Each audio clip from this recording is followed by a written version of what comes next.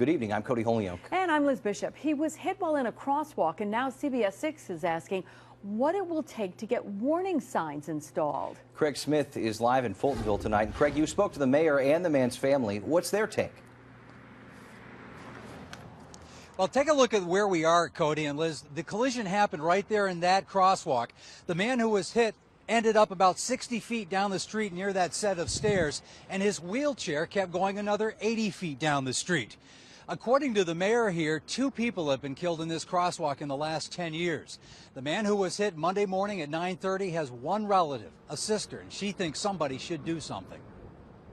He used to do people's lawns before he lost his legs. He used to shovel for them.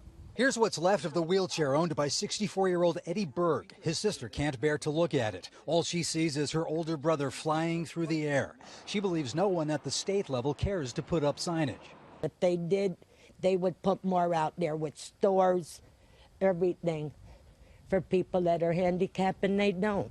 She says her brother broke his pelvis, some ribs, and his spine in at least 2 places. His chair ended up near TJ's Pizza. He was closer to the crosswalk when Connie Conti ran over to help 2 others already assisting. I just leaned down. They didn't know who he was, so I just leaned down. I said, "Ed, it's me." I said, "Are you okay?" And he was just making quite a few noises. I think he was in shock. I really am careful crossing the street. Yeah, well, that is key because people don't always stop for you. Well, he looked right at me. Yeah, he thinks I'm being friendly. Here's the sheriff. Here's one guy who knows the law. State law says drivers must stop for people in a crosswalk where there's no traffic light. Just over the river in Fonda, some crosswalks are highlighted with signage. That's not the case where this accident happened.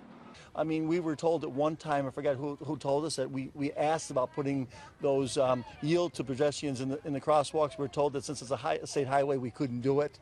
So then we start looking at other state highways in the New York State, and they have them, so we don't know why we couldn't do it and others could.